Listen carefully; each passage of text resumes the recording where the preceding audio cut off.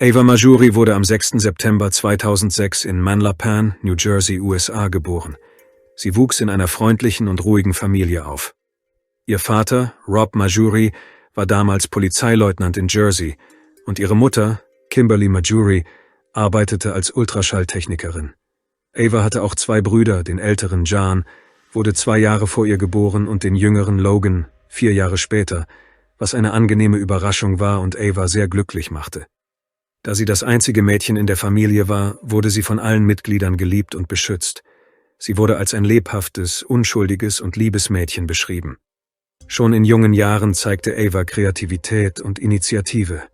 Sie entwarf Aufkleber auf ihrem Laptop. Als ihre Klassenkameraden in New Jersey von ihrem Talent erfuhren, begann sie ihre Arbeiten zu verkaufen. Es wurde sogar gemunkelt, dass sie damit $700 verdiente. Als Ava ins Teenageralter kam, musste ihre Familie alles Vertraute verlassen und sich an eine neue Umgebung anpassen, da sie beschlossen, in ein wärmeres Klima mit einem weniger belastenden Steuersystem zu ziehen. Im Jahr 2019, nachdem Rob in den Ruhestand gegangen war, zog die Familie Marjorie nach Florida. Sie ließen sich in Neapolis im Südwesten des Staates nieder, das wegen seines entspannten Lebensstils, seiner schönen Strände und seiner Sicherheit als eine der besten Städte an der Küste gilt. Ava und ihr Bruder besuchten die öffentliche Highschool. Ava war auch Mitglied der Mädchenfußballmannschaft. Im März 2020 jedoch wurde die Welt aufgrund des Covid-19-Virus in den Selbstisolierungsmodus versetzt und Tausende von jungen Menschen waren gezwungen, ihre Klassenzimmer zu verlassen und zu Hause zu bleiben, um über das Telefon oder den Computer zu lernen. Ohne die Möglichkeit, persönlich mit Freunden in Kontakt zu treten, fanden die jungen Menschen einen Weg, ihre Isolation zu überwinden und über die sozialen Medien mit der Welt in Verbindung zu bleiben. Ein großer Teil von ihnen begann, Videos aufzunehmen und sie mit unterschiedlichen Inhalten zu veröffentlichen. Zu diesem Zeitpunkt lud Ava TikTok auf ihre Geräte herunter und tauchte in eine neue Welt ein, in der lustige Videos und Likes ihr Weg zu mehr Anerkennung waren. Bei ihren ersten Schritten in diesem Hobby konnte man sie in lustigen Videos sehen, in denen sie ihre Lippen zur Musik bewegte, zu beliebten Titeln tanzte oder mit ihren Brüdern, die sie bei diesem Zeitvertreib unterstützten, Witze machte. Ihre natürliche Attraktivität, ihr harmonisches Gesicht und ihre lustigen Inhalte zogen immer mehr Aufmerksamkeit auf sich. Auf dem Höhepunkt der Pandemie stieg ihre Popularität auf über 1 Million Follower an, von denen fast 3/4 Männer waren. Ava wurde Teil der sogenannten Likes Generation. Je mehr Likes sie erhielt, desto mehr Videos erstellte sie und erkannte schnell, dass dieses Hobby lukrativ sein könnte. Ihr Lächeln, ihre Schönheit und ihr Charme erregten jedoch die Aufmerksamkeit eines besonderen Abonnenten, der unter jedem ihrer Videos einen Kommentar hinterließ.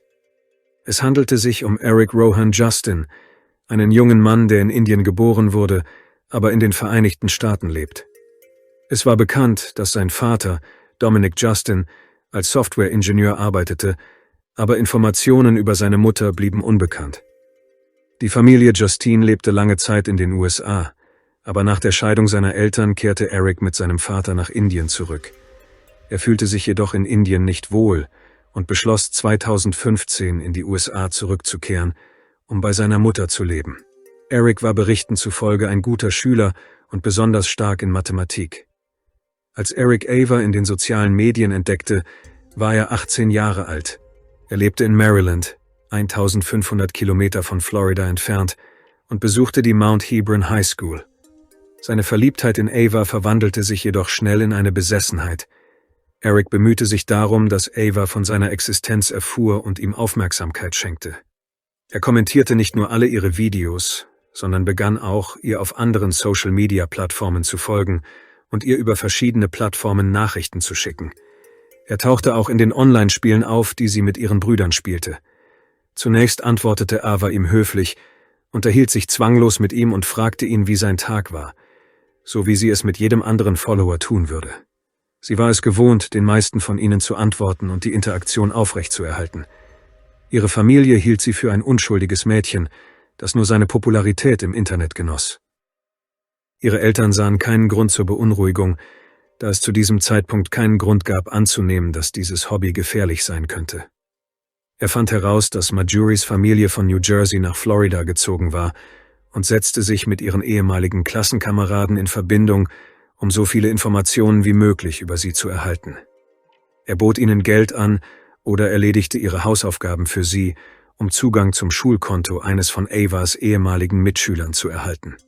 All diese Bemühungen zielten darauf ab, Fotos, Informationen über die Vorlieben des Mädchens und schließlich ihre Telefonnummer zu erhalten. Der 18-Jährige begann, ihr Nachrichten zu schicken und sie auf ihrem Mobiltelefon anzurufen. In einem der Gespräche bot er ihr an, sie für Selfies zu bezahlen. Ava, die unternehmungslustig war, beschloss, Geld zu verdienen und besprach das Angebot mit ihren Eltern, zu denen sie ein gutes Verhältnis hatte. Nach einer Diskussion stimmten ihre Eltern zu, da ähnliche Bilder bereits auf einer anderen Plattform kostenlos erhältlich waren. Eric zahlte $300 für 2 Bilder des Mädchens. Seine Absichten erwiesen sich jedoch als nicht ganz so unschuldig. Nachdem er die ersten Fotos erhalten hatte, verlangte er weitere explizite Aufnahmen, insbesondere intime Fotos und Bilder ihrer Füße. Daraufhin reagierte Ava sofort und blockierte ihn auf allen Plattformen. Eric war von dem Mädchen besessen und litt unter starken Ängsten und Sorgen, was zu Verzweiflungstaten führte. Nachdem er blockiert worden war, schickte er zahlreiche Entschuldigungen und schickte dann einen Brief mit $500 und einer Notiz, in der er behauptete, er sei pleite und das sei alles Geld, das er habe. Zu diesem Zeitpunkt schickte der Vater Eric eine SMS, in der er ihn warnte. Er verlangte, dass er den Kontakt zu seiner Tochter einstellt. Eric wurde jedoch immer verzweifelter und suchte nach dunklen Wegen, um dem Mädchen näher zu kommen. In einer Nachricht fragte er einen ehemaligen Klassenkameraden von Ava, ob er Zugang zu einem Gürtel oder einer Waffe habe. In einem anderen Briefwechsel erklärte er seine Absicht, das Mädchen anzugreifen, und schrieb, dass er die Tür mit einer Schrotflinte aufbrechen könne. Es ist unklar, wie Ava von diesen Drohungen erfahren hat. Sie setzte sich jedoch mit dem Empfänger dieser Nachrichten in Verbindung, um deren Echtheit zu überprüfen. Der junge Mann, dessen Name nicht bekannt gegeben wurde, bestätigte den Erhalt der Drohungen und leitete ihr weitere von Erics Telefonnummer aus zu. Aus Angst um ihre Sicherheit offenbarte das Mädchen ihren Eltern die beunruhigenden Pläne des obsessiven Verehrers. Die Eltern, Rob und Kimberly, waren noch nie mit einer solchen Situation konfrontiert worden. Sie beschlossen, ihre eigenen Nachforschungen über Erics Identität anzustellen und kontaktierten die Behörden nicht, da sie die Drohungen für geringfügig halten würden. Als Rob erfuhr, dass Eric, der im Internet unter dem Pseudonym Eric Justin X auftritt, in Ellicott City im US-Bundesstaat Maryland lebt, also nur wenige 100 Kilometer von ihrem Wohnort entfernt, hielt er ihn für einen Internet-Cowboy, von dem keine wirkliche Gefahr ausgehen würde. Doch am 10. Juli 2021 gegen 4:30 Uhr kam Eric, der sich vom Fan zum Stalker gewandelt hatte, mit einer Schrotflinte bewaffnet zum Haus der Familie Marjorie. Er schoss ein Loch in die Tür und ging hinein. Eric war für die Mission ausgerüstet. Er trug die blaue Weste eines Angestellten einer großen amerikanischen Ladenkette, eine Schutzbrille und Ohrstöpsel. Da das Haus der Familie einstöckig war, befanden sich die Schlafzimmer ganz in der Nähe der Stelle, an der der ohrenbetäubende Schuss ertönt war. Avas Schlafzimmer befand sich genau auf der anderen Seite der Tür, sodass das Geräusch dort am stärksten zu spüren war. Wie sie später berichtete, spürte sie, sobald sie den Schuss hörte, eine Erschütterung in ihrer Brust. Als sie aus dem Bett sprang, sah sie ein Loch in der Tür. Instinktiv rannte sie, um sich zu schützen, in das Zimmer ihres Bruders und versteckte sich dort, wobei sie eine Decke, eine Flasche Wasser und ein Handy an sich nahm. Avas Vater, ein ehemaliger Polizeibeamter, handelte aufgrund seiner jahrelangen Erfahrung und versuchte, Eric zu verjagen, dessen Waffe zu diesem Zeitpunkt klemmte. Der Angreifer hielt inne, kämpfte mit der Waffe und flüchtete dann. Rob verfolgte ihn, während Kimberly den Notdienst anrief, um einen Angriff auf ihr Haus zu melden. Während der Verfolgung stürzte Rob und schlug sich das Knie auf, sodass der Eindringling entkommen konnte. Der Polizeibeamte kehrte nach Hause zurück, um seine registrierte persönliche Schusswaffe zu holen, und blieb an seinem Posten an der Haustür, um seine Familie zu schützen, während er auf das Eintreffen der Polizei wartete. Zu seiner Überraschung tauchte Eric noch vor dem Eintreffen der Beamten wieder vor dem Haus der Familie Marjorie auf. Als Rob seinen Angreifer zurückkommen sah, befahl er ihm, seine Waffe wegzuwerfen. Doch der junge Mann ignorierte die Aufforderung und richtete die Waffe auf ihn. Daraufhin erschoss Avas Vater den Angreifer. Die 3 Kinder der Familie Marjorie versteckten sich im Schlafzimmer ihrer Eltern auf der Rückseite des Hauses. Als sie merkten, dass der Angreifer tot war, rannte Ava voller Panik und Wut auf den Flur. Ihr älterer Bruder Jan wandte sich gegen sie und beschuldigte sie, für den Vorfall verantwortlich zu sein. Als die Polizei eintraf, entdeckten sie den Tatort und begannen, Beweise zu sammeln. Erics Leiche wurde im Vorgarten des Hauses gefunden. Bei der Untersuchung seiner Habseligkeiten wurden 2 Mobiltelefone mit Fotos und Hunderte von Stunden Videomaterial von Ava gefunden. Das Büro des Sheriffs von Collier County teilte den lokalen Medien mit, dass ein Bewohner eines Hauses in der Gated Community Raffia im Norden Floridas einen Mann tötete, nachdem dieser auf das Haus geschossen hatte, als er versuchte, einen Einbruch zu begehen. Zu diesem Zeitpunkt gab die Polizei weder den Namen des getöteten Mannes noch weitere Einzelheiten bekannt. Ein Polizeibericht, der nicht an die Medien weitergegeben wurde, war jedoch eindeutiger. Der getötete Mann war wahrscheinlich ein obsessiver Stalker. In einer Zeugenaussage der Mutter hieß es, seit Ava auf Video- und Fotoplattformen aktiv geworden sei, hätten mehrere Personen versucht, die Adresse ihrer Familie zu erfahren. Doch Eric sei ihr zu nahe gekommen und habe ihr gedroht. Kimberly gab alle verfügbaren Informationen über den jungen Mann an, einschließlich seiner Kontaktdaten. Die Polizeibeamten teilten Rob später mit, dass er nach dem Gesetz von Florida das Recht habe, seine Position mit vertretbarer tödlicher Gewalt zu verteidigen. Abschnitt 77603 dieses Gesetzes gibt Menschen das Recht, in Situationen der Selbstverteidigung zu verletzen oder zu töten, wenn die Befürchtung besteht, dass ein ernsthafter körperlicher Schaden droht. In solchen Fällen müssen sie sich nicht erst zurückziehen oder fliehen. Dieses Gesetz schützte Rob vor einer Strafverfolgung. Um sicherzugehen, kontaktierte Rob jedoch den Anwalt James Escara. Dies war die einzige Information, die Collier County Sheriff Kevin Rumps und sein Büro zu diesem Fall gaben. Als die Medien versuchten, sie zu kontaktieren, lautete die Antwort: Die Ermittlungen laufen noch, es gibt keine Neuigkeiten. Bei den polizeilichen Ermittlungen kam dann ans Licht, dass Eric Avers Telefonnummer an seine Freunde und Klassenkameraden verkauft und sie gebeten hatte, sie anzurufen oder ihr eine SMS zu schicken. Die Reaktion von Erics Familie nach dem Vorfall war wenig bekannt. Sein Vater Dominic beschrieb seinen Sohn in einem Gespräch mit den Ermittlern als guten Kerl und äußerte sich in keiner Weise zu den Geschehnissen. In seiner Trauer sagte er sei über Erics Verhalten verwirrt und verstehe nicht, was schiefgelaufen sei oder warum er eine so schlechte Entscheidung getroffen habe. Die Reaktion der Mutter des 18-Jährigen wurde ebenfalls nicht aufgezeichnet. Was als lustiges Internetabenteuer begann, entwickelte sich für die Familie Marjorie zu einem Albtraum. Nach dem Vorfall waren sie gezwungen, bei Freunden unterzukommen, und als sie in ihr gemietetes Haus zurückkehrten, schickte die Eigentümergemeinschaft einen Brief an den Besitzer, in dem sie die Räumung des Hauses forderte. Die Bewohner fühlten sich durch Avers Aktivitäten in den sozialen Medien verunsichert und wollten ihren gewohnten Seelenfrieden nicht aufgeben. Ava erzählte ihren Followern nicht, was passiert war, da sie nicht wollte, dass ihr Ruf darunter leidet und die Leute denken, dass sie die Aufmerksamkeit auf sich gezogen hatte. Um sicherzugehen, musste sie sich von allen ihren lokalen Freunden und Jersey-Abonnenten abmelden, wofür sie sofort negative Reaktionen und harsche Kritik erhielt. Einige der Kritiker machten sich über sie lustig und behaupteten, sie halte sich für einen Hollywood-Star und wolle deshalb nicht mehr mit ihnen verkehren.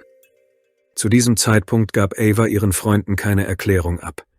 In einem späteren Interview stellte sie jedoch fest, dass viele derjenigen, die sie verurteilten, nicht wussten, dass sie nachts, als sie versuchte, nach dem schrecklichen Vorfall einzuschlafen, nur daran denken konnte, dass sie nicht mehr die Dinge tun wollte, die sie im Internet bekannt gemacht hatten. Dies verursachte ihr Angst und einen inneren Konflikt, da sie nichts Falsches getan hatte, aber glaubte, dass ihre Inhalte nicht unmoralisch waren. Im Gegenteil, sie waren für sie von Vorteil und konnten ihr helfen, ihren Traum, ein Filmstar zu werden, zu verwirklichen. Und sie irrte sich nicht. Kimberly erhielt bald ein Angebot von einem Talentagenten, der sich für Ava interessierte. Der Agent lud sie nach Los Angeles ein, damit sie einflussreiche Leute treffen und an einer Veranstaltung mit rotem Teppich teilnehmen konnte. Am 17. Juli desselben Jahres, nur 7 Tage nachdem ihre Welt von einem besessenen Fan erschüttert worden war, nahm Ava an der Premiere der Glow Show teil, zur Einführung von Glow of Girls, einer neuen Modepuppenlinie. In der Show lebten 6 junge Menschen in einer Luxusvilla und mussten sich spannenden Herausforderungen stellen. Nach Ansicht der Mutter war dies eine dringend benötigte und angenehme Unterhaltung für ihre Tochter.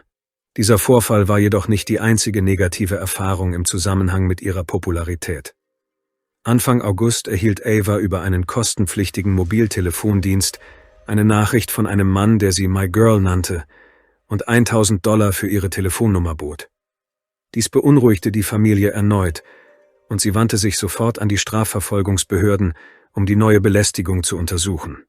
Die Ermittlungen ergaben, dass der Name des Absenders der Nachrichten mit dem Namen eines registrierten Straftäters übereinstimmte, der im Gefängnis saß. Die Nachrichten an Ava deuteten darauf hin, dass er erneut gegen das Gesetz verstoßen hatte. In der Zwischenzeit wurden die Ereignisse im Haus der Marjorie in der Schule diskutiert. Es wurde bekannt, dass derselbe Mann, der von Eric Nachrichten über seine Absichten, Ava anzugreifen, erhalten hatte, weiterhin dieselbe Schule wie sie besuchte und der neue Stalker wurde. Ava hatte das Gefühl, dass er sie verfolgte und meldete dies Rob und Kimberly. Daraufhin beschloss die Familie, eine Anzeige bei der Schule zu erstatten und die Behörden zu kontaktieren. Danach schickte ihr ein Klassenkamerad ein Video, auf dem derselbe Typ, der sie verfolgte, auf einem Schießstand eine Waffe abfeuerte. Da sich die häufigen Vorfälle negativ auf Avas Gefühlslage auswirkten, verwiesen ihre Eltern sie aus Sorge um ihre Sicherheit von der Schule, beendeten den Fußballunterricht und begannen ihr Privatunterricht zu geben. Schließlich reichte James, der Anwalt der Familie, beim Collier County Court einen Antrag auf eine einstweilige Verfügung wegen Belästigung ein. Am 28. Februar trat Ava in den Zeugenstand.